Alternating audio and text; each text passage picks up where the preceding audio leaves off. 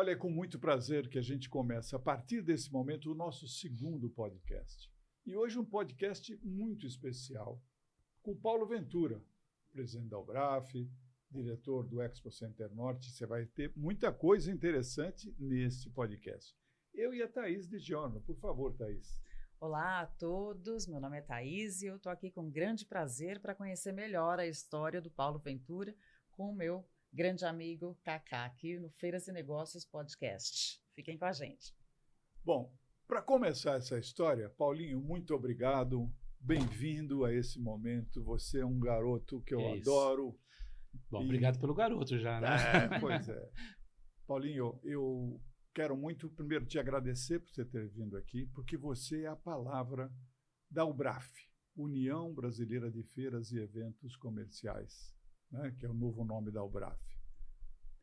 E eu queria começar falando de UBRAF, falar um pouco do Expo Center Norte, falar das coisas que estão por vir. Tem muita coisa para a gente conversar. Bacana, aqui. Vamos batendo um papo aqui. Então, eu queria, vamos começar o seguinte.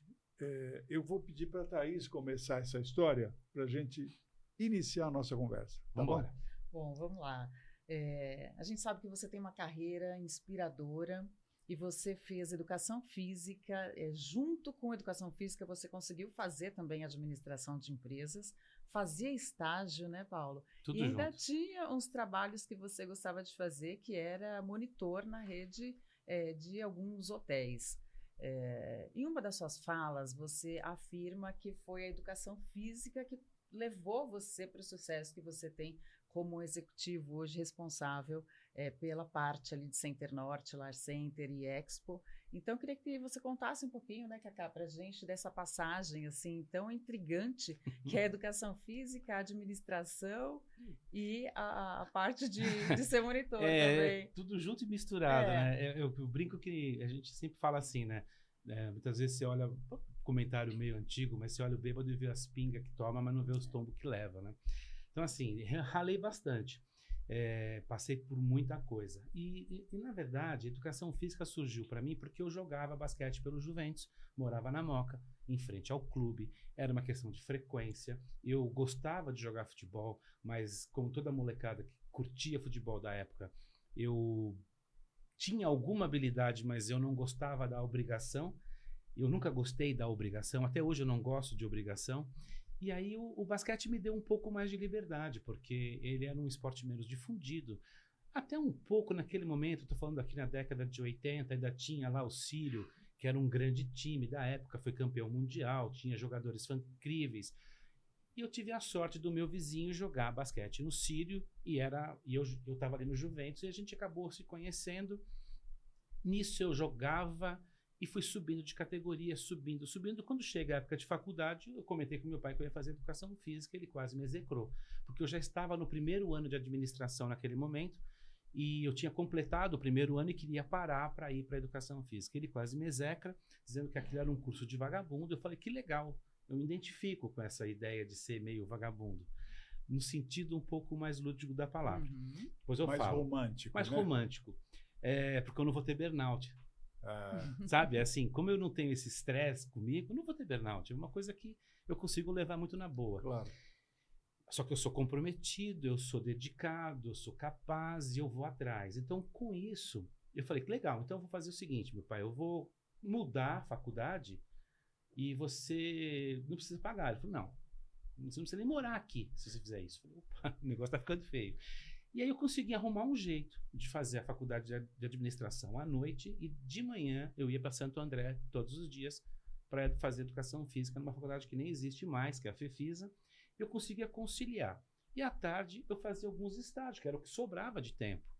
E um deles era no CIE, eu fui posto avançado de campo, vulgo PAC, que é quem fica controlando o trânsito de cima de um prédio, só comunicando para a central as condições do trânsito daquela região. Antes não tinha o Waze, não tinha a troca de informações como é hoje. E a Rádio Bandeirantes e a Jovem Pan tinham um espaço dentro da central de comando do CT, na Freicaneca, e lá ela recebia informação de diversos PACs, que eram postos avançados de controle, informando as condições de trânsito daquela região em si. Uhum. Eu ficava na Avenida do Estado, tinha um outro rapaz ficava no prédio da São João, e por aí ia. Era o Waze da época, Era o né? Waze da época. Quer dizer que você já foi o Waze. Já. Mais ou menos, olha só. Que carreira Pô, brilhante. fantástico, né? E disso sobrava os finais de semana para fazer alguma coisa também. Então, nos finais de semana eu comecei, através da educação física, conheci um pessoal que trabalhava na área de recreação e lazer, inclusive o Carlos Américo da Cruz, que o apelido é Udi. Até hoje ele trabalha na TV fazendo programas de venda de produtos, Shoptime, essas coisas de televisão.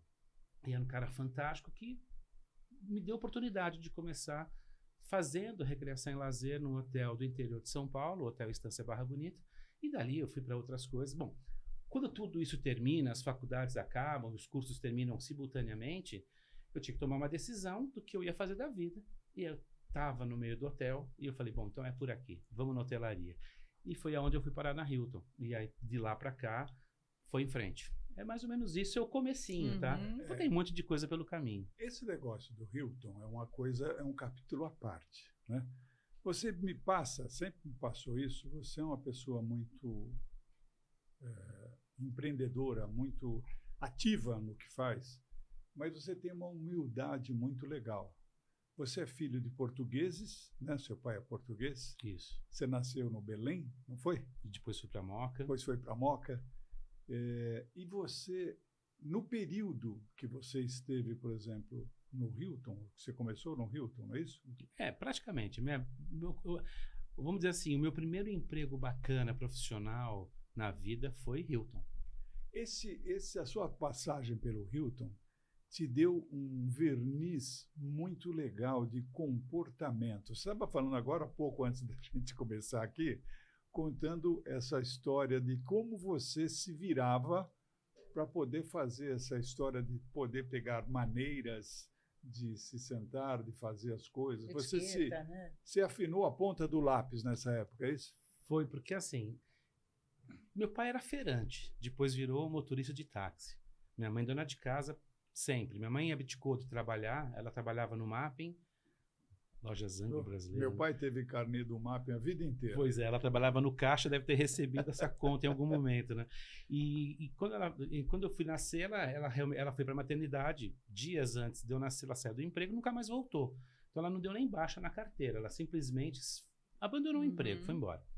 E nisso, eu não tive lá uma educação refinada, eu tive uma educação muito severa de princípios. Então, princípios, ética, respeito, transparência, não roubar, o que é meu, o que é seu, e estamos conversado, o combinado não é caro nem barato. Frases que eu escutava a todo momento. Mas o refinamento de um idioma, do que como você usar se comportar, né? Nada. Etiquetas sociais. Vamos colocar dessa forma. E vamos combinar, né? Uma época lá, 80 e alguma coisa, Hilton era um prédio redondo no centro da cidade, que era icônico. Foi capa, foi cartão postal da cidade por muitos anos. Era o Hilton e o Copan. E não existia outros hotéis internacionais na cidade. O primeiro hotel 5 estrelas, de ponta. Era referência. Era referência. Eu fui cair lá dentro. Porra, Filho do feirante, motorista de táxi, que tinha um berço na zona leste de São Paulo, caiu no lugar mais emblemático, mais chique. Imagina. E isso que eu era fresco desde moleque. Estava te contando aqui antes que é assim. Uma das coisas que me levou... Eu gostava a primeira vez que eu fui num restaurante internacional do Hilton, eu achei aquilo o máximo. Só que eu não sabia nem sequer pegar os garfos, os copos, por onde onde serviam começar. as coisas. A sobremesa ainda vinha com um copinho de gelo seco que fazia fumaça na mesa. Tinha todas essas coisas, né? Eu não sabia como é que era aquilo, mas eu fui aprendendo. E aí, quando eu ia na realidade, a realidade era entrar pela portaria de serviço, a realidade era ir comer no bandejão. Não que fosse ruim, mas era um outro lugar. Outra coisa. Era universo paralelo. Universos ali, né? paralelos. Perfeito? E faz parte. Faz parte do jogo. Faz parte do jogo. Mas aí eu queria ir almoçar naquele restaurante bacana. Pô, eu era muito moleque, muito novo, eu queria ir naquele lugar. Quantos anos você tinha, sabe? 23, 22, eu queria ir para aquele lugar, eu queria almoçar ali. E aí, o meu diretor na época, um alemão, Thomas Humpert, falou assim, olha, é fácil. Você quer almoçar todos os dias no restaurante? Eu te libero todos os dias, se você quiser. Eu falei, porra, Thomas, não brinca. Ele falou, tô falando sério. Você pode ir todo dia e eu assino a nota para você. Basta você ter um convidado todo dia. Traga um cliente todos os dias que você almoça todos os dias. Isso não pode ser verdade, né? Música nos seus ouvidos. Eu comecei a ver que era verdade. Eu falei, pô, então quer dizer que se eu trouxer um cliente todo dia, eu vou posso almoçar. Comer aqui. Bom, e assim foi. Então, isso fez o meu andar ser mais rápido, fez eu socializar mais. Quando eu falo que a educação física, voltando, tá, isso que você me perguntou, é criatividade, não ficar olhando para o problema e olhar mais para a solução. Sim. Eu tenho hoje skills que eu lembro do tempo assim de quando você joga, quando você promove uma atividade, quando você está num processo de recreação e lazer, principalmente com criança, que é muito mais exigente do que o adulto, é muito desafiador, porque você requer a sua atenção o tempo inteiro. Esses processos todos, esses skills de sair de jogo, de ter jogo de cintura, conseguir desvencilhar de problemas, como eu digo, às vezes a gente fica focando o problema, querendo achar o culpado do problema. Eu sempre falo o seguinte para a turma, vamos olhar para frente, porque as coisas erradas acontecem. Elas acontecem o tempo inteiro. Às vezes dá errado. O mais importante que eu aprendi na hotelaria não foi você mastigar o erro. É você procurar corrigir. Como que você reage diante de um erro, né? E aí você faz aquele chamado service recovery, você vai lá e recupera aquilo que você entregou de uma maneira errada.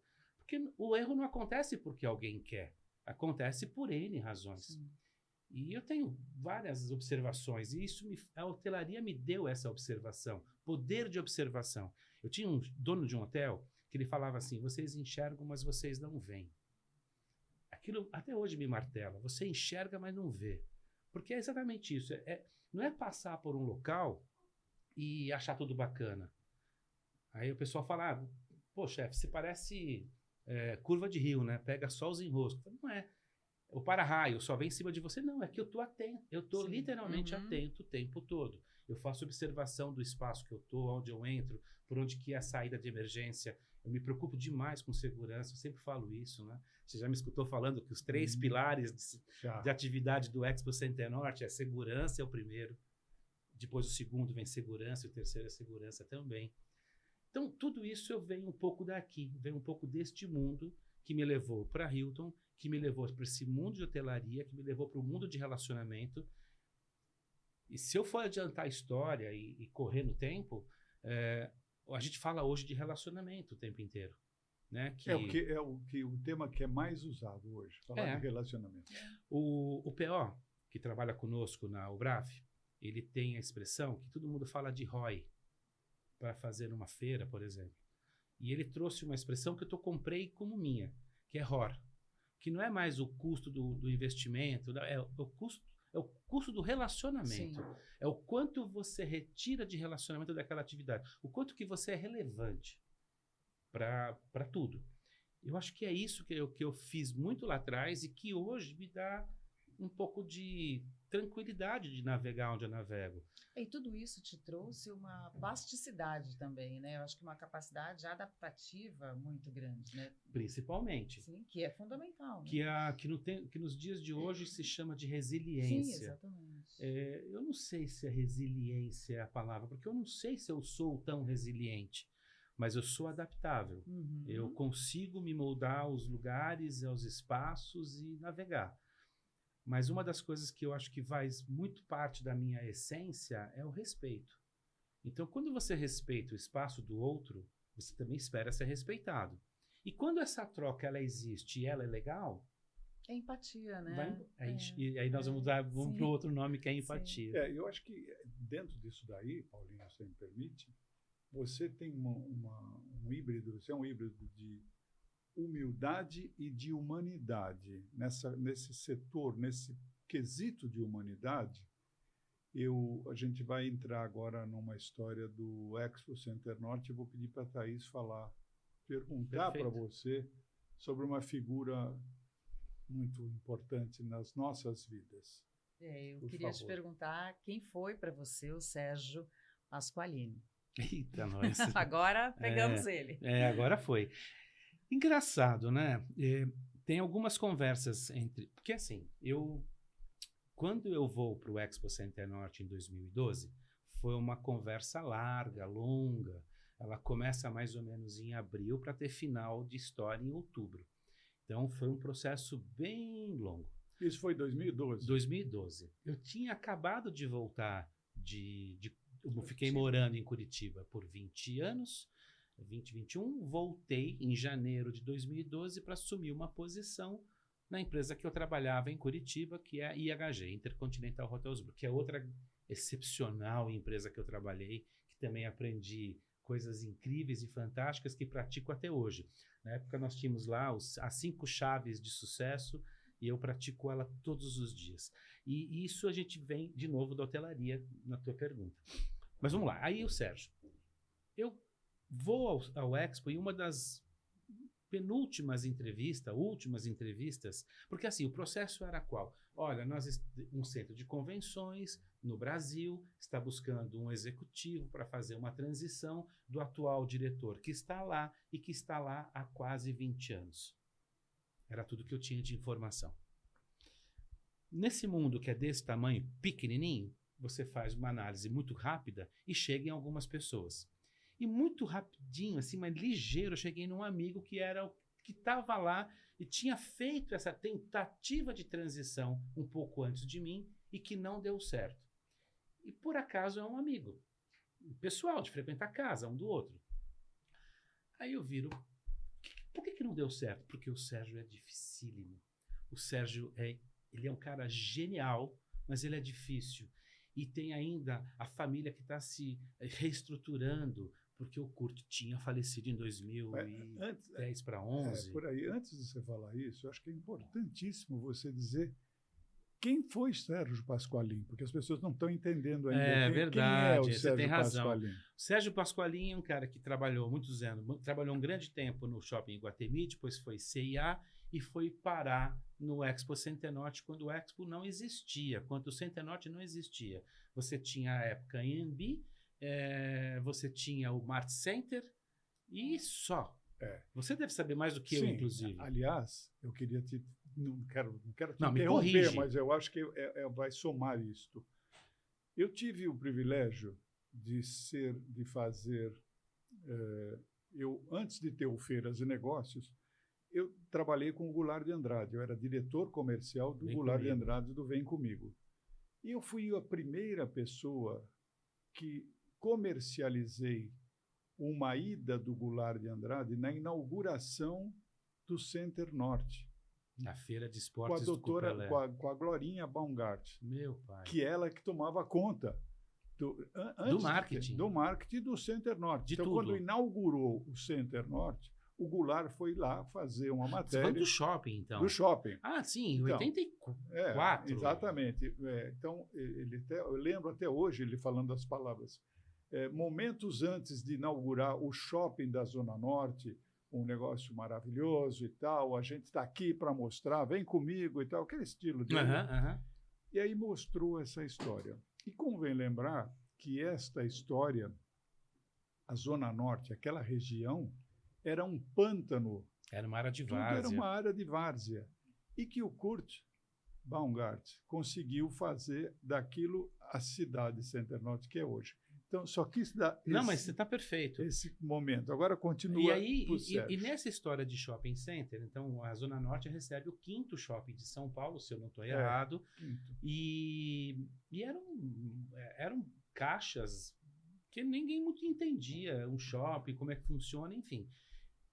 Quando a coisa começa a andar, e aí o Shopping Center Norte, depois vem o Lar Center, tinha uma nova área, tinha uma necessidade para fazer alguma coisa, e o Kurt, à época, aí são histórias que a gente escuta, e eu não sei dizer até que ponto elas são legitimamente verdadeiras ou um pouco de folclore na história. A ideia era de fazer uns espaços para um entreposto do Ceasa como depósito. Era uma área que tinha uma demanda, tinha uma... Não vou dizer uma demanda, mas era uma característica daquele local ter grandes galpões. Não é à toa que as escolas de samba estão todas na Zona Norte, porque são grandes galpões existentes até hoje. E aí, um maluco chamado Lemos Brito entendeu que ali era um bom lugar para fazer outra coisa que não fosse um entreposto de alimentação, para fazer feira.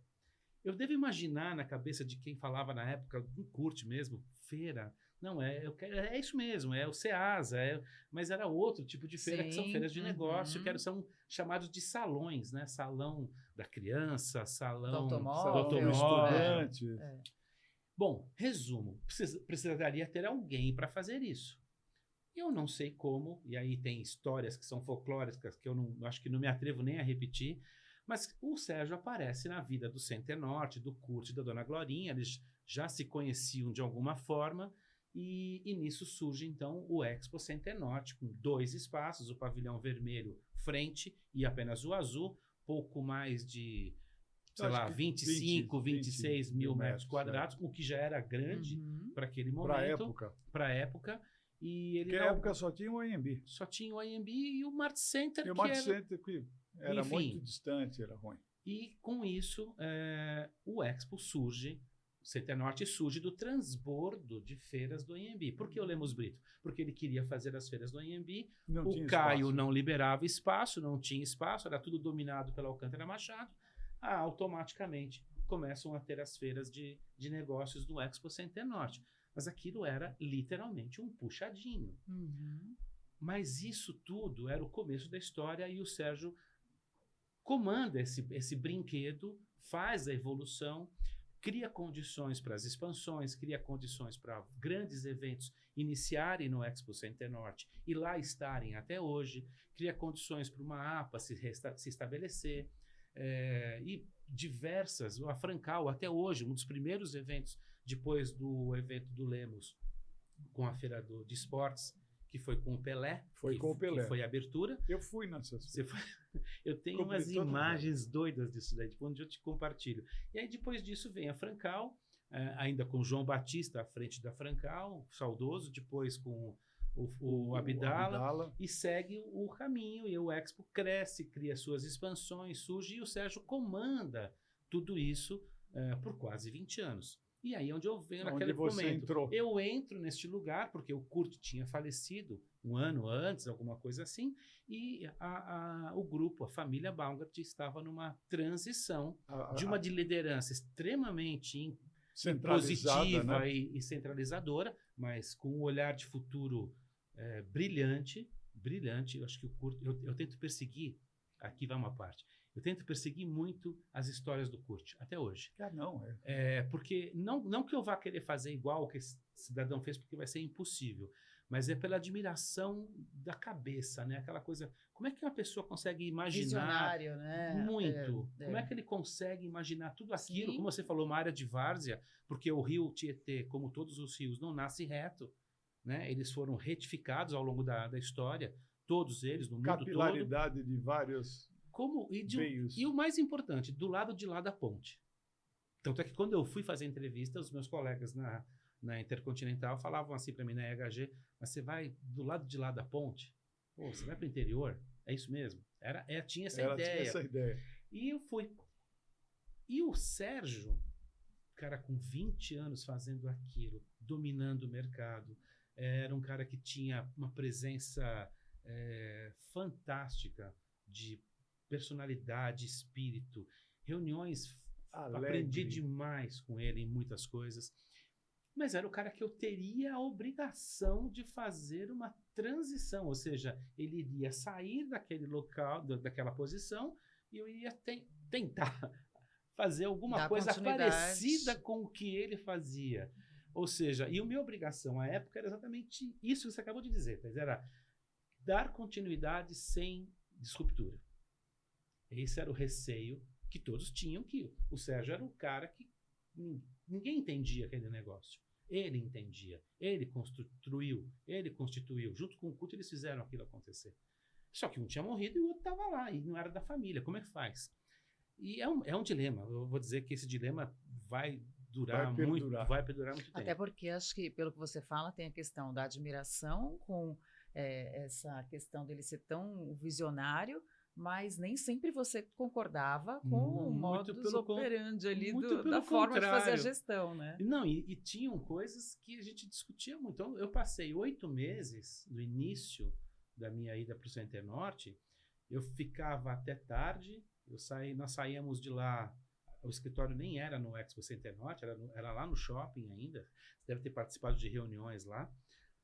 A galera ia embora às 5h30, 6h, nós ficávamos até 8, 8h30, mas não porque ficava trabalhando, a gente ficava conversando. Só que tinha momentos que a conversa era boa e tinha momentos que a conversa eram difíceis, eram conversas mais ríspidas. E eu cheguei a... Eu vou confessar uma coisa aqui que acho que só a Gabriela sabe, mas eu cheguei a falar para a Gabriela Bal, que na época era diretora, falar, Gabi, não dá mais, desculpa, eu não vou fazer que nem o antecessor, eu não vou aguentar. Não dá. Para dar uma informação para as pessoas, Gabriela Baumgart é a sucessora do Kurt Baumgart e da dona Glorinha, né? Quem assumiu a direção da família. Eles fizeram um ajuste na saída do Kurt, onde os 3 núcleos familiares tiveram suas participações extremamente importantes na direção dos negócios da família. Cada primo assumindo funções, a Gabriela, filha do Kurt e da Glorinha, como você disse, o Christian, primos, também assumiram juntos Cidade Center Norte, Marcos, que é irmão do Christian, junto com o Alexandre, assumiram a Vedacity, o Otto fica com a parte administrativa, funcional, inteligência do NEM. Enfim, eles fizeram realmente um processo bem interessante e hoje todos eles estão em conselho, não dirigem mais as empresas operacionalmente, são todos executivos que estão lá. E nessa transição com o Sérgio, é um cara que me deu, depois desse período de turbulências e ansiedades, porque eu sou um pouco ansioso, eu recebi assim, a minha esposa me vira e fala um dia para mim, ela fala, Paulo, não sei por que você está brigando tanto com o Sérgio. O cara entende tudo deste negócio, sabe tudo deste negócio. Está lá à disposição para você absorver dele tudo o que você quer, o que você quiser. Você tem que conquistá-lo só e aceitar. Pronto, não tem dúvida, não sei por que você sofre. Eu falei, quer saber? Acho que você tem razão, Dani. Você acha que eu estou sofrendo à toa. E aí eu tenho um outro olhar para tudo isso. E ele também, tá? E ele foi generoso a um nível master. E assim, foram pouco tempo, porque depois ele veio a falecer mais para frente, pouco tempo de convivência, mas uma convivência extremamente intensa. Porque era um cara extremamente intenso. E eu fiquei com uma obrigação, eu ia fazer uma expressão mais feia, mas eu fiquei com uma obrigação grande na mão de fazer a coisa acontecer sem ele estar mais por perto. Não é que ele tinha saído da empresa, o cara tinha falecido, manter o legado, né? Como é que eu faço? É uma responsabilidade. Muito grande. E aí quando vem a pandemia, ele saiu em 2015, então eu fiquei sozinho, né? 16, 17, 18 e 19, só que neste período ele estava 16 e 17. 18 ele faleceu. Foi. Nesse período, sempre que eu precisava, eu passava a mão no telefone sem menor pudor e vergonha e eu ligava para o Sérgio. Pô, Sérgio, me fala aí, o que eu faço com isso? Pô, o cara tá me procurando para fazer tal ameaça, o que eu faço com aquilo? Ou fulano veio aqui e tá querendo crescer, mas ele vai invadir o mercado do outro. E o que você... dá uma... Sempre. Tinha uma mentoria ali. Sem nenhuma dificuldade de falar. Não tenho vergonha nenhuma de falar isso. Só que em 2018, infelizmente, o cara teve um câncer e faleceu. E em 20 veio a pandemia. Todos os dias da pandemia, eu acordava e falava assim, puta, cara, onde você tá para me dar uma ajuda agora? Porque eu precisava, ninguém sabia como lidar com aquilo. Ninguém. E eu tinha um equipamento parado. Foi mais atingido, eu acho, né? Assim, feiras. Eu não sei se a gente vai entrar nesse tema, mas assim, a pandemia ela foi avassaladora. Sim. Porque ela realmente limita a atividade. Não é que ela diminui, cria uma dificuldade. Não, ela para a atividade. E eu todo dia falava, Sérgio, me dá uma ajuda. Vamos lá. E assim, como você sabe, a gente estava conversando, era um cara extremamente espiritualizado, muito, num nível assim, que eu jamais conheci alguém parecido com isso. Eu tenho certeza que eu tenho, até hoje, essas conversas em algum outro plano que eu não conheço. Que te inspiram, mas que me inspiram, que me dão... Tanto é que ir para o BRAF não era minha vontade. Nunca foi, nem meu desejo, nem tão pouco eu era sócio da associação. Porque eu tinha motivos. Você fazia parte. De repente, aquilo foi, e eu tinha, sei lá, escutando o submundo aqui falando alguma coisa, e a intuição. Aí vai para a presidência. E aí, eu acho que convém uma parte, que é o seguinte, para as pessoas entenderem. O Pasqualini, ele era um espírita devotado e um conciliador como eu nunca vi igual. Nunca vi uma pessoa conciliadora como ele. Nesses períodos que ele esteve doente, mesmo antes, ele sempre foi muito carinhoso e atencioso. Demais. O Center Norte, você fez parte disso, foi meu patrocinador durante quase 10 anos, ou 10 anos seguidos. E sempre com um conceito muito legal. E eu sempre respeitei demais essa coisa do Pasqualini. E essa história dele ser espiritualizado, dele ter, toda segunda-feira ele ia no centro espírita. É de que ele não comia carne. Ele não comia carne. E lá ele dava o seu melhor para as pessoas. Ele era muito generoso nessa área espiritual. Então ele deve ter soprado muita coisa na sua orelha. Continua até hoje, porque assim, eu realmente me sinto privilegiado com isso. E na verdade, eu não vou ser piegas não, mas eu acho que o comentário é pertinente.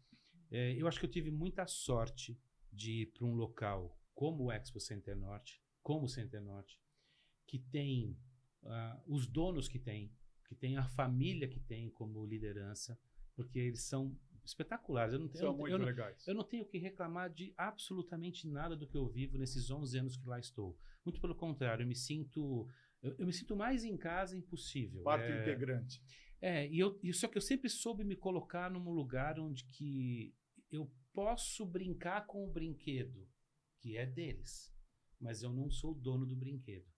Então, eu tenho a liberdade de fazer, eu tenho a liberdade de brincar no bom sentido, e faço mudanças, você acompanha, mas eu sempre sou muito respeitoso e sou muito grato à oportunidade. Acho que é uma grande troca. Sim. E a troca funciona, e se funciona até hoje é porque as coisas vêm caminhando bem até hoje. Então, tem esses dois lados aqui que eu acho importante.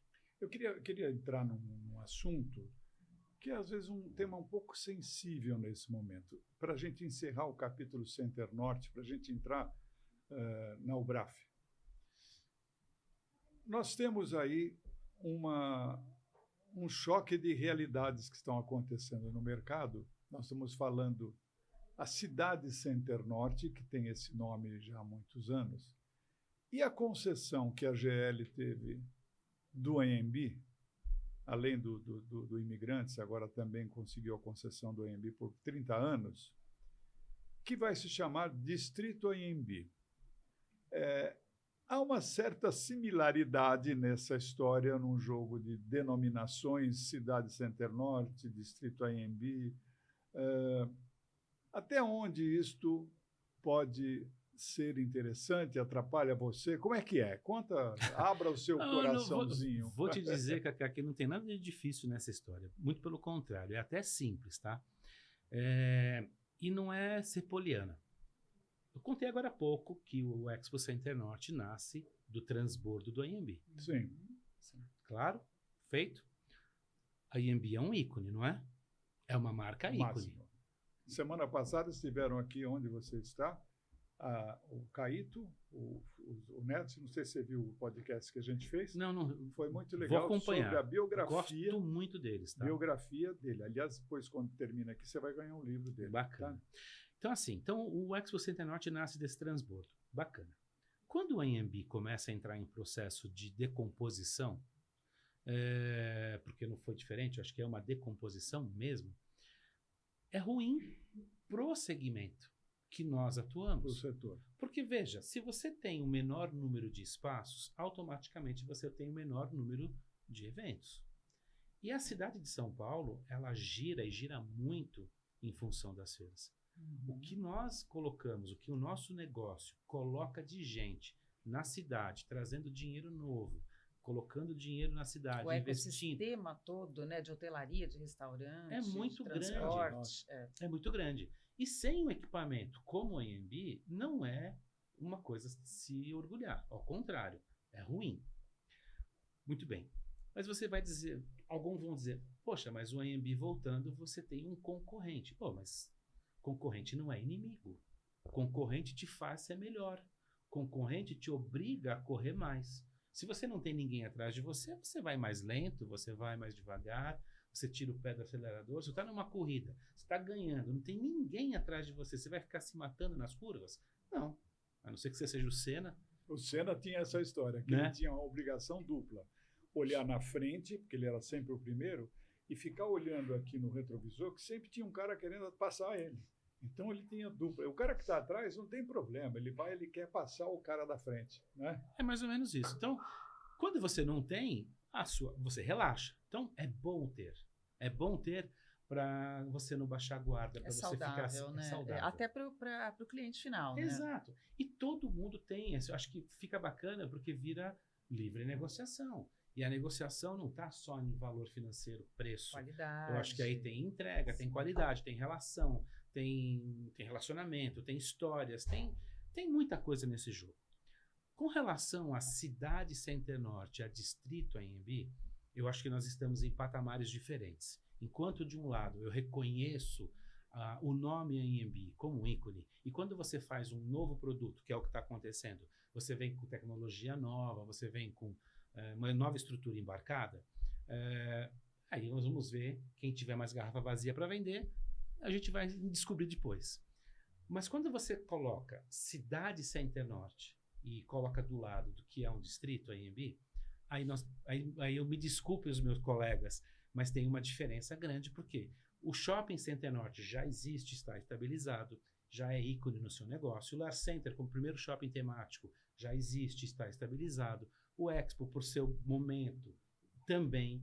E a área de abrangência são 600 mil metros quadrados de desenvolvimento imobiliário, muito distante dos próximos de 200 e 300 mil que o distrito AMB possui. Então, a nível de tamanho, com relação a tamanho, já existe uma diferença, com ícones, então, nem se fala. E a possibilidade do que você vai colocar lá dentro, com uma grande diferença. De um lado, você tem proprietários, terrenistas, que você bate na porta, é o dono que te atende. Nós falamos aqui da Gabriela, falamos Sim. aqui dos meninos, do Otto, ou seja, são eles que vão te atender. É diferente de uma empresa concessionária de um espaço que daqui a 30 anos haverá uma devolução para a prefeitura. Então, existem diferenças de projetos, diferenças de intensidade, diferenças, acho que nas essências. Isso não quer dizer que nem é melhor e nem tampouco é pior. São diferentes. Agora, a qualidade que a GL emprega no seu empreendimento, nos seus empreendimentos É muito boa. é muito boa. Muito boa. Eu não tenho absolutamente nada a falar sobre isso. Então, eu entendo que quem ganha com tudo isso não é nem São a GL os promotores. e nem tampouco o Expo Center Norte. Quem ganha com tudo isso é quem convive com esses ambientes, que são os promotores, os visitantes, os expositores, os montadores, setores. o setor como um todo. É esse setor que sai vitorioso do processo. Mas você não me respondeu. Vai atrapalhar o Center Norte? Não vai atrapalhar? Como é que é essa história? Pode abre Cacá, o seu coraçãozinho. Cacá, é assim. É notório que é uma concorrência. Sim. E toda concorrência com página em branco, ela tem mais possibilidades de agenda, de datas, enfim, uma série de vantagens competitivas. Mas não tem outras. Então, eu não consigo, até este momento, eu vou ser muito sincero, eu não tenho nada de reclamar.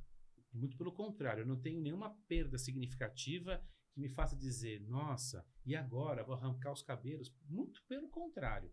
O que nós temos, sim, nós trouxemos um evento de Santa Catarina para São Paulo, que foi a RD Summit. Foi um sucesso. Um sucesso. Eu tava Um lá. evento que ele nasce em Florianópolis e ele vem para cá por pelo menos 3 edições consecutivas.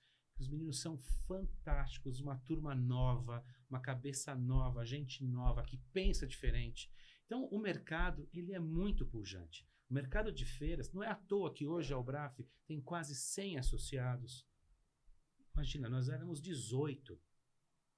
Pulou para 100? Estamos em quase 100 associados. Então, o mercado está muito forte. O mercado reagiu muito bem.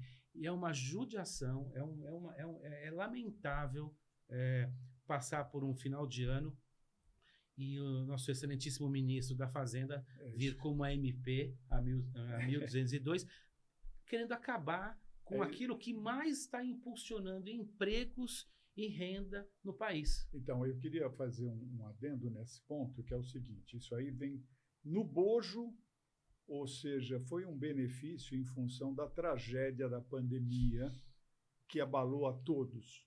E o nosso setor, principalmente, foi uma catástrofe. Mas esse PERSE, Programa Emergencial de Retomada do Setor, que foi uma benesse muito boa, né? Que o governo deu para que pudesse ser desoneração da folha de pagamento. Não é bem isso. Eu vou te explicar. Pergunte, desculpe. Não, eu só queria que você me dissesse o seguinte. É que esse tema é ótimo. Esse tema é sensacional. Essa medida do governo agora para tentar brecar essa história vamos entrar numa outra pandemia. É assim, quando nós passávamos pela pandemia, ninguém sabia o que ia acontecer, como nós estávamos falando agora há pouco, né?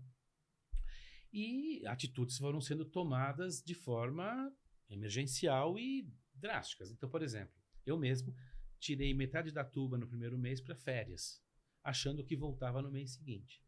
Não voltou, nós tiramos a outra turma de férias achando que voltava no mês seguinte. Não voltou. Começamos a refazer calendários e os promotores queriam feiras para o segundo semestre porque entendia que de maio... A APA jamais imaginava que não fosse fazer a feira em maio, nós estamos em março. E nada aconteceu. Bom, quando tudo para, no mundo, o que acontece? Nós tivemos uma pequena diferença entre o que aconteceu nos grandes centros e o que aconteceu no Brasil. Nos grandes centros, o governo é quem remunerava a empresa para a empresa fazer os pagamentos dos funcionários. Então, o governo municiava a empresa com recursos para que a empresa distribuísse. Pagar. No Brasil, tomou-se uma outra atitude. Nós vamos remunerar as pessoas no CNPF, no CPF e não no CNPJ. Só que, com isso, as empresas deixaram de ter recursos para custear as suas contas básicas. IPTU, continuamos pagando do mesmo jeito. Energia elétrica, continuamos pagando do mesmo jeito. Ah, mas não tinha feira, não estava usando, então a conta diminuiu. Não, porque nós temos dentro da composição conta de um grande espaço um contrato de energia que é a demanda mínima contratada. Você fazendo chuva, aquilo. Fazendo sol, tem que pagar. Eram cerca de R$400 mil por mês à época. Então, assim, estas contas continuaram. E, além do auxílio que o governo deu às pessoas, as empresas continuaram pagando salários, recolhendo INSS, recolhendo todos os PIS, COFINS e contribuições e pagando imposto de renda. E sem receita. E sem receita, zero, sem nenhuma receita. Pois bem, devastador. O que se promove, então? Um PERSE era o Programa de Recuperação que é básico. Durante os 5 anos subsequentes, a começar em março de 2022, as empresas teriam o benefício de não pagar PIS, COFINS e contribuições sociais e nem tampouco imposto de renda. Isso significa que em 5 anos você recupere os 2 que ficaram para trás de prejuízo gigantesco e absoluto. Comprovado. Mas como que a gente faz isso? Aí vem os nossos próprios defeitos e as nossas próprias feridas. Como é que eu estabeleço quais são as empresas que têm direito a este regulamento? Né? Quais são os critérios para isso? Como é que você faz política pública se você não tem o básico? Que acabou de sair esses dias aqui em São Paulo, graças ao vereador Rodrigo Goulart e ao prefeito Ricardo Nunes, que chancelou uma nova regulamentação de categorização dos tipos de evento. Você tem que, no mínimo, saber de quem você está falando. Um batizado é um evento, como é uma feira. Então, como é que você categoriza isso na hora de fazer uma lei? E aí surgiu a ideia de usar o Cadastur. As empresas que estivessem registradas no Cadastur até um mês antes da promoção da lei, que foi em 2021, se eu não vou me enganar, teria direito ao benefício do PERSE. Como no Brasil até o passado é incerto, o que acontece?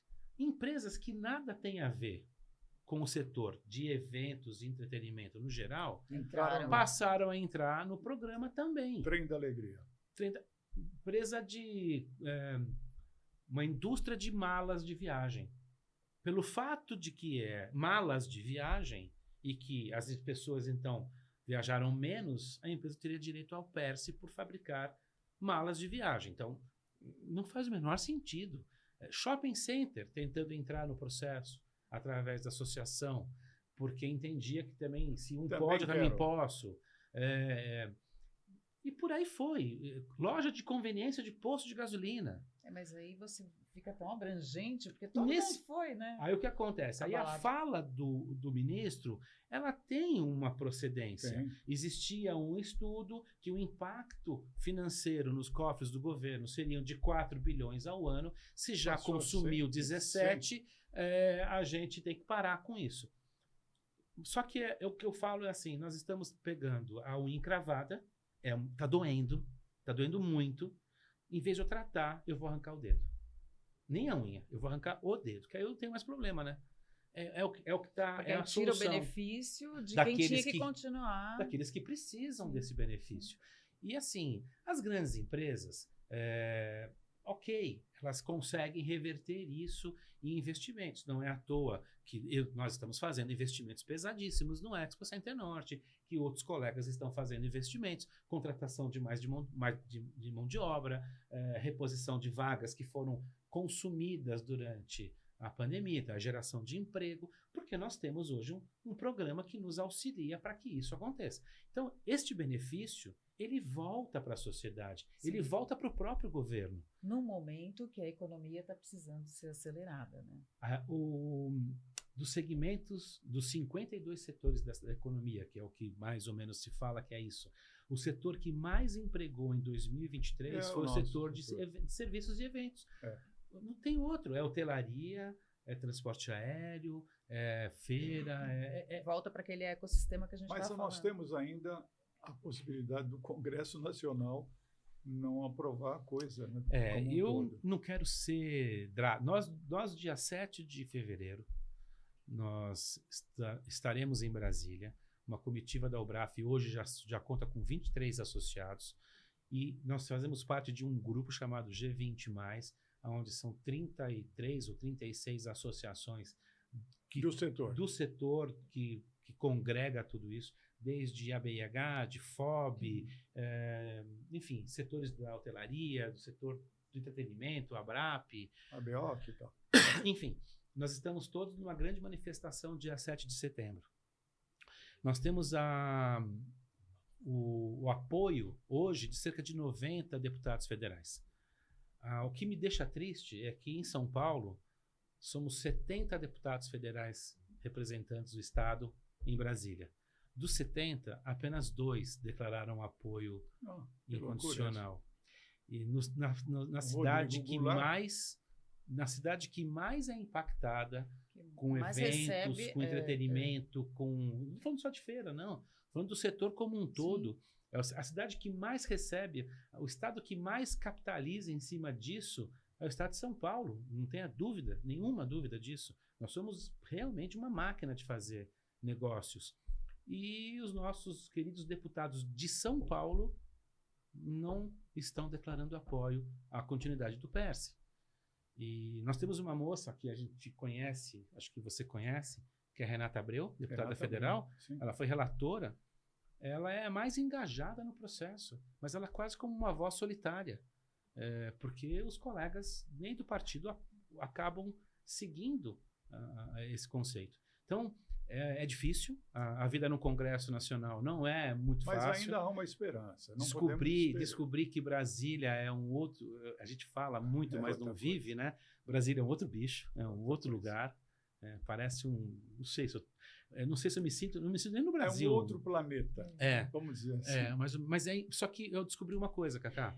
Se a gente continuar falando que a política não nos interessa, que eu odeio a política, que eu não quero saber de política, nós vamos continuar que nem aquele morador de prédio que, no dia para a noite, botaram o condomínio dele 3 vezes mais caro, aí ele começa a ficar preocupado, porque ou você vai para a reunião do condomínio, ou alguém vai tomar decisão por você. E a política é isso, alguém vai decidir por você se você não fizer. Dentro disso, né, que você explicou tão bem agora, né, para a nossa audiência, para a gente, há de se colocar na mesa aí um redesenho do PERSE, né? Pelo menos. Melhorar os critérios e quem pode, de fato, participar e quem não pode. Porque o fato de tirar o PERSE também vai impactar os cofres públicos. Também vai, né? Basta seguir o que estava no regulamento da brincadeira. Ou seja, teve um regulamento, teve um estudo. E esse estudo é um estudo sério. Só que no meio do caminho, os TRs da vida, TR3, TR isso, TR aquilo, dando concessões, dando direito à loja de conveniência do posto de gasolina. E aí aí a conta realmente não para de pé. Então, a única fala errada do ministro Fernando Haddad é quando ele coloca que o PERSE foi postergado. Não, o PERSE nunca foi. Ele foi criado para 5 anos. Ele foi discutido para 5 anos. Se em algum momento existiu um acordo de bancada que se limitava a verba a um valor, este acordo ficou entre eles em 4 paredes. Isso não está escrito nem descrito em lei. Não é público. O que está escrito e descrito, sim, são 5 anos que você tem direito a não recolher esses tais impostos e daí para frente a vida que segue. Só que, assim como a desoneração da folha de pagamento, o governo precisa fazer a sua parte, que é de fiscalizar. Então, assim, eu te dei um benefício. Como nós aqui, nós fazemos um apoio a um programa, ao seu programa. Então, vamos lá e colocamos um patrocínio. O que eu espero ter de retorno? Os KPIs disso. Ou seja, quanto que disso que eu investi voltou para mim? O governo deveria fazer a mesma coisa. Quanto que de dinheiro, quanto que de recurso eu deixei de receber e o quanto isso gerou de resultado? Então, na folha, na desoneração, quem tem que controlar o que cada um daqueles 17 setores retornaram em emprego é o governo. E ele tem ferramenta para isso. Ela é pública. Eu posso fazer essa pesquisa e te dar esse número agora, você pode fazer isso. Só que não existe essa vontade, desejo de fazer. E aí é onde começam a surgir as dúvidas. Para quem é essa lei? Para quem é esse regramento? Ela foi criada para esse benefício ou tem mais alguma... Enfim, aí a gente já não consegue chegar mais longe, mas nós vamos defender. A nossa ideia é defender, ou seja, nós vamos lá para fazer barulho. E o que eu brinquei com a turma é, nós aprendemos com os manifestantes, de forma civilizada, a ir de colete, a ir de apito, fazer barulho, literalmente chamar a atenção, porque essa é a língua que se fala dentro do Congresso Nacional. Muito legal, e é muito bom. Fico muito feliz que há essa iniciativa da UBRAF para que possa, quem sabe, a gente fazer uma decisão dessa história. Você lembra quando nós estávamos na pandemia que o discurso era: nós somos invisíveis, ninguém nos vê? Sim, claro. Bom, nós só vamos continuar sendo invisíveis se a gente não fizer nada. Falar nada. Eu queria que você falasse um pouquinho com ele sobre a história do meio ambiente. A gente tem acompanhado, Paulo, que o Complexo Centro-Norte tem ali sido palco até de inspiração em termos de redução de impacto ambiental. E a gente vem falando muito sobre ESG e boas práticas e o impacto positivo na sociedade. Então, eu queria que você falasse um pouquinho para a gente como que é o projeto que vocês estão implementando lá. Bacana. Bom, nós temos hoje dentro do grupo 2 institutos, Instituto Centro-Norte e Instituto Vedacity. Eles nascem para trás no tempo, e o Centro-Norte, principalmente quando ele era comandado pela Dona Glorinha, ele tinha um olhar muito assistencialista. Então, era um instituto voltado para o assistencialismo. Eu vou tentar só dar essa tinta de... Não existe, de novo, nada de errado ou certo. Apenas era uma forma, era uma condução que muito nos orgulha, porque ajudou muita gente. No passar do tempo, ele muda um pouco as suas características para o olhar da sustentabilidade. E aí, quando você vai para este caminho, você obrigatoriamente tem que olhar lá para as ODS da ONU e ver quais são aquelas que você se identifica, e daí para diante você traça e cria um plano de ação, e foi assim que nós fizemos há alguns anos atrás. Quando surge a sigla ou o uso mais intenso do ESG, nós já estávamos nisso já caminhando há um bom tempo. No terceiro setor?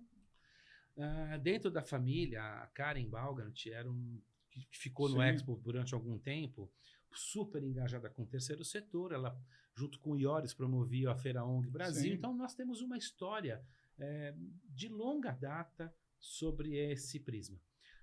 Hoje, o que nós fizemos, então, no impacto, literalmente, de eventos? Primeiro, para você ter um bom carro, você precisa ter uma boa estrada. Para ter um bom carro, uma boa estrada, precisa ter uma boa gasolina, um bom serviço. Se você vai numa boa estrada, ela por si só não resolve se não tiver paradas interessantes no caminho, posto de gasolina. Então, uma coisa não vem desassociada à outra. Para ter um bom programa de ESG, eu precisaria primeiro começar pelo próprio equipamento. Falando de Expo Center Norte, da cidade é um pouco mais amplo. Se eu falar um pouco de Expo, eu precisaria ter dentro do equipamento Expo Center Norte condições para que eu cobrasse do meu promotor, do montador, enfim, de todos, boas práticas de ESG. E uma das mais importantes, ao meu ver, foi a instalação dos pontos aéreos, pontos de ancoragem, porque faz com que a feira utilize cada vez menos madeira e processos de stands autoportantes. Muito legal isso, muito legal. É necessário, é obrigatório. A feira que não encaminhar, não enveredar para este caminho, não der vazão ao uso dos pontos, não olhar para isso como um custo, mas sim como investimento, porque você gasta um pouco mais para uma atividade que até então você não tinha, só que você tira da cadeia produtiva um custo muito grande no uso de materiais que vão ser finitos em algum momento. Madeira, plástico, bagulho. Logística disso, né? Tempo de montagem. Sim. No final do dia, é tempo de montagem. Então, nós olhamos para o ESG em todas as camadas, inclusive o financeiro. Não é errado você ganhar dinheiro agindo com boas práticas. Ao contrário, é o melhor dos mundos. É lucro e propósito alinhados ali. Então, não é só a venda do papelão, não é a venda do reciclado. Eu não quero ter reciclável. O caminho é muito mais além. Eu quero vender zero de reciclável, porque eu não quero ter reciclável. Eu quero que, na verdade, não tenha resíduo. Que é o carbono zero.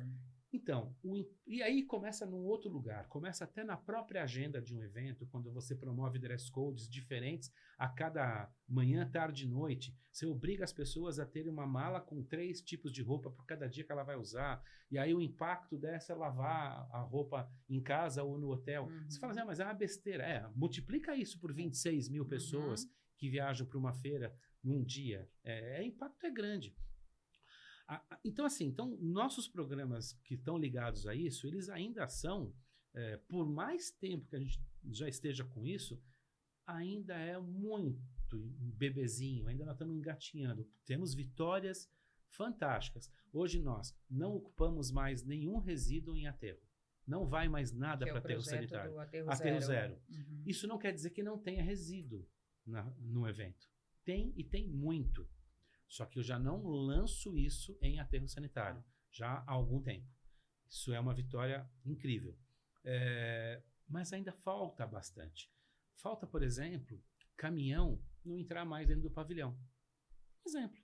Porque quando ele entra, ele suja o piso, aí é obrigado a usar o carro. Porque eu poderia ter um piso, por exemplo, Cacá, todo ele pintado com uma tinta epóxi de alto nível, ou botar um porcelanato, sei lá, podia ter um baita piso bacana. Só que não dá para fazer isso. Não dá, o caminhão entra, acaba com tudo. Outra, vai colocar piso elevado, aí solta o piso no chão, bate, quebra. Então, nós ainda temos uma cultura a ser vencida. Não ter mais caminhão dentro do espaço tem esse impacto, tem impacto no ar-condicionado. Por que não liga o ar-condicionado na montagem das feiras? É desumano os caras trabalharem. Não é só o custo, é o que vai impactar daquele gás carbônico circulando dentro daqueles filtros, destrói tudo. Então, você começa a ter um ciclo vicioso e não virtuoso do processo. E tem que todo dia é um novo dia. Porque assim, acaba uma feira, são 3 dias de montagem, mais 3 dias de realização de feira. Nesses 6 dias, acabaram esse ciclo de 6 dias, começa outro. Sim. Depois começa outro. Não para nunca. É todo dia. Modo contínuo. Falo que nós temos 89 shopping centers montados ao ano. Cada feira nada mais é do que um shopping center, porque ele tem rua, onde as pessoas passam, tem as lojas, que são os estandes, e tem o estudo de mix, do mesmo jeito que num shopping é estudado mixer de lojas, onde tem mais gente, né? Mapa de calor, por onde as pessoas vão circular. A alimentação que a gente estava falando. Exatamente, praça de alimentação, é tudo igual. Então, nós montamos só no Expo Center Norte 89 shopping centers por ano. Monta e desmonta. Olha, eu queria, inclusive, fazer uma parte já falando de sustentabilidade, de meio ambiente.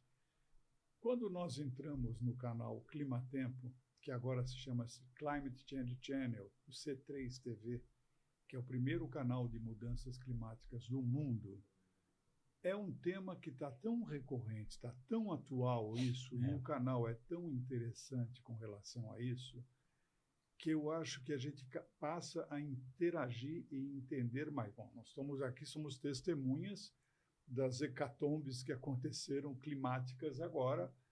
E que vão continuar, tá? Vão continuar, né? Então, é um tema muito em pauta. Isso não vai acabar tão já. Não. Um caminho sem volta, né, Cacá? Cacá, olha só isso. Como é que é possível uma feira, e não é um privilégio de A ou B, não. Você tem os dias de montagem, né? Nós estávamos falando. Termina a montagem e saem diversas caçambas de resíduo antes da feira começar. Então, pensa o seguinte. Eu sou expositor, você, nós aqui, nós contratamos as empresas para fazer as montagens, foi comprado material, foi processado esse material, foi transportado até lá, foi trabalhado com ele, e antes de começar o evento, eu já levei diversas caçambas de resíduos embora. Onde que está a desgovernança deste processo? É cultural, é plenamente cultural. Por exemplo, vai discutir com grandes empresas, daqui a pouco nós vamos ter uma APAS pela frente, vai discutir com algumas grandes empresas que expõem na APAS, não faça seu stand um pouco mais simples, não precisa disso, não. Tente convencê-los. Todos querem fazer melhor, maior. E aí o conteúdo vai ficando um pouco longe, sabe, do processo. Então, eu enxergo que o grande... qual a tendência das feiras nos próximos anos? Elas vão ter que se preocupar por demais com os processos de ESG e correr uma trilha cada vez mais forte, porque vai acabar. É finito esse material. Nós vamos ver? Não. Mas os impactos nós já estamos vendo. Baseado nisso, para a gente fechar um pouco essa história, eu queria que você me falasse um pouco sobre os seus desafios que você traçou para esse ano de 2024, levando-se em consideração que nós temos hoje inteligência artificial, blockchain, tem um monte de metaverso, tem um monte de coisa aí em andamento. Quais são os seus desafios para a gente fechar a nossa conversa aqui? Tá, legal. Vamos lá. Eu brinquei ontem, inclusive, eu participei de um painel junto com a Luciane Leite, com o Paulo Passos, uma galera do bem, com o Carlos Correia, e eu falei o seguinte: o papel do pavilhão hoje é não atrapalhar. Quanto menos eu atrapalhar o meu cliente, eu estou feliz, porque eles estão muito mais profissionais. Não que antes não era, antes era muito mais rude, hoje tem muito mais tem muito mais ferramenta à disposição para que o promotor de um grande evento faça o melhor evento possível. E o meu papel como espaço, neste caso, é procurar não atrapalhar, já está de bom tamanho. E depois dar condições para que esses ambientes se sintam cada vez mais seguros, confortáveis, confiáveis. Acho que esse é o meu grande papel. Então, o meu desafio principal é continuar nesta tocada, é passar 30 anos de existência do Expo Center Norte sem um dia de paralisação, sem ter nenhum acidente fatal, sem ter nada que desabone a conduta, a imagem de todos os eventos que lá aconteceram durante esses 30 anos. Então, acho que o grande desafio é manter esse trem no trilho. Mas é óbvio que não é essa a pergunta que você está me fazendo. Você quer chegar num outro lugar? E eu vejo o seguinte, quando veio a pandemia, muito se falou de eventos virtuais. O evento virtual vai ser o futuro, o evento físico não volta mais. Dentro do próprio conselho do grupo, existia uma linha que entendia que o Expo Center Norte pudesse não voltar mais. É fato. Nós havíamos fechado o hotel. O hotel não abre mais. É fato. E nada disso ficou de pé. Eu tinha uma posição até aquele momento muito cética de dizer o seguinte, eu tenho uma responsabilidade com 98 mil metros quadrados de construção de um terceiro proprietário e eu não vou me aventurar a fazer nada digital porque eu vou estar jogando para baixo todo esse tijolo que está aqui construído. E a coisa me parece que ela ficou nesse lugar, ou seja, nada supera a interação física. Nada. Nós poderíamos estar fazendo essa conversa, eu na minha casa ou no meu escritório, vocês aqui, mas era o caldo disso. Veio aqui e está sendo um prazer imenso estar aqui. É muito legal para nós. Tá? Então, eu entendo que se o ser humano tem 5 sentidos, ele usa os 5 sentidos de maneira equitativa, isso não vai mudar. Nós vamos continuar sendo seres humanos. A não ser que amanhã a gente vire outra coisa. Hoje nós ainda somos. Tudo bem que estão tentando fazer que a gente pense diferente, mas eu acho que ainda somos seres humanos. Legal. Mas eu não posso ser também idiota de achar que a tecnologia, que a inovação, tudo isso não vem para somar. O problema é que a gente cria muita expectativa sobre certas coisas que depois não se concretizam como realidade. Metaverso. Eu até agora eu não vi nada de útil e de produtivo a não ser joguinho e levar a criança para um lugar que não me parece muito bacana. Do resto, de forma... Vocês encontraram alguma coisa produtiva? Não encontrei. Não. Na inteligência artificial, vai tornar quem é preguiçoso mais ágil, meu caso. Então, hoje, quando eu preciso escrever... Alguém me pede assim, escreve um texto para tal... artigo, aí você vai para o chat. Porra, minha vida ficou linda. Eu não preciso mais pensar. Mas isso é horrível, vamos combinar? Não é bom. Porque em algum momento... vai atrofiar onde que está os seus desafios de superar os seus obstáculos? Se você vai lá... Então, me parece ser ótimo. Mas, por outro lado, a inteligência artificial que está por trás dos marketplaces. Algum de vocês dois gosta disso? De você entrar para pesquisar? Você não precisa nem pesquisar, né? Se nós estivermos falando aqui de máquina de lavar louça, daqui a pouco você vai abrir seu computador, seu telefone e vai aparecer uma propaganda de máquina de lavar louça. Isso no começo parecia, uau, olha que louco isso, olha que legal. Depois, tem alguém nos... a sensação de monitoramento, né?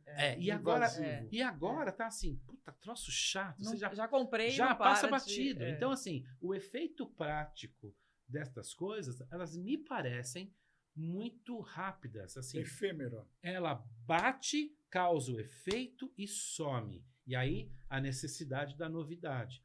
É o que eu vejo hoje em alguns adolescentes e crianças, né? O entretenimento, ele tem que ser... Não pode ter comercial. Não pode ter propaganda. É o imediatismo, né? Ontem eu estava cantando uma música que me veio à cabeça. Roda, roda o baleiro, preste atenção. Quando o baleiro parar, põe a mão, pega a bala mais gostosa. A galera não conhece do escritório. No meu escritório, você também não deve conhecer. Conheço, claro que eu conheço. Não deixe que a sorte se intrometa. Isso. Enfim, mas é aquela coisa o comercial, para nós, ele fazia parte do entretenimento. O reclame. Ele fazia parte daquele entretenimento. Ele estava lá convivendo com a programação. A molecada de hoje não tem assiste paciência, TV aberta, muito porque tem propaganda, Sim. e eles não conseguem prestar atenção em nada. Eles já estão pulando para o próximo, para o próximo, para o próximo. E isso é um pouco assustador. Não estou sendo aqui nem um pouco saudosista e nem tão um pouco arcaico. Eu só estou fazendo uma análise bem sintética e rasa do que eu vejo. Sim, para algumas atividades, eu imagino para um advogado. Para um advogado se colocar antenado com tudo que está acontecendo, uma Alexa da vida, ou outros aplicativos que agora tem de inteligência artificial, que você cria um personagem, você cria um advogado virtual e pede para ele as últimas sustentações orais realizadas nos tribunais, blá, blá. Pô, o aplicativo vai e busca em segundos textos que foram, ou leis que foram promovidas, ou jurisprudências que foram criadas. Claro, é óbvio que essa informação é rápida e para o advogado extremamente importante. Eu só não sei como aplicar isso, muitas vezes, para as nossas atividades. Eu acho que sim, aplicar isso para o entretenimento, aplicar... Quando foi a primeira vez, quando nós fomos assistir Coldplay e veio a pulseirinha piscando, aquilo é uma baita novidade. O estádio inteiro pulsando com a pulseirinha colorida do Coldplay. Legal, bate com a música, faz coração, é impactante. Hoje já não sei mais se vai ser o mesmo impacto, porque a humanidade está carente de novidade o tempo todo. Os desafios são constantes. E às vezes as coisas mais simples que eu acabo fazendo quando eu estou na minha casa, que é ver um passarinho, eu vou ser um pouco romântico, mas é verdadeiro o que eu estou dizendo. De repente eu vejo um passarinho que eu nunca tinha visto, fotografo, vou pesquisar. Então eu uso a minha sensação setorial, que é a visão, um local legal, escutei um áudio, o canto do bichinho, fotografei, usei o recurso tecnológico, fui na internet e pedi para a inteligência artificial achar para mim, entre parênteses, a marca daquele passarinho. Eu acho que quando você consegue juntar os mundos do físico, tátil, complementa com o virtual, a grande questão, é aí que está o barato. Acho que a grande questão é não substituir uma experiência, né? É eu isso. acho que a experiência a gente ainda quer muito estar ali, vivenciando de verdade, né? Não é? Agora, para pesquisa, para facilitar a vida, a tecnologia é muito bem-vinda. Então, assim, eu acho que o desafio maior tá como embarcar toda essa inovação, toda essa tecnologia dentro de equipamentos duros, que é o centro de convenções e principalmente um pavilhão de feiras. Porque é um equipamento duro. Ele vazio, e você conhece, se você não conhece, eu te convido, Thaís, porque ele é duro, ele é rude, porque é uma caixa, literalmente um barracão com bastante tecnologia embarcada, mas longe da inovação ainda. Então, acho que o principal desafio é trazer esta inovação para dentro desses equipamentos, e não é pela mão do promotor, do expositor. Eu acho que a obrigação do equipamento é ter a proximidade com a tecnologia, com a inovação e embarcar. É como um carro. Eu não consigo mais admitir você comprar, acho que ninguém, um carro que não tem ar-condicionado. Mas por quantos anos nós dirigimos carros que não tinham nem direção hidráulica, que dirá ar-condicionado? Bom, eu acho que, Thaís, eu não sei para você, eu acho que eu tenho convicção que foi uma aula muito boa, né, do que a gente recebeu aqui com Paulo Ventura. E eu quero agradecer demais, Paulinho, a sua presença aqui. Primeiro porque você é um querido amigo, é uma pessoa que conhece profundamente, representa a entidade do nosso setor, representa um dos equipamentos mais importantes, que é o Expo Center Norte. E eu tenho certeza que isso aqui vai ter muitos desdobramentos. Tá bom? Olha, eu que te agradeço. Está sendo muito gostoso, prazer te conhecer. Acho que também eu espero que você continue mais tempo neste lugar que nós militamos, porque é uma área que é como se fosse uma cachaça mesmo. Isso aqui vicia, né? É impressionante.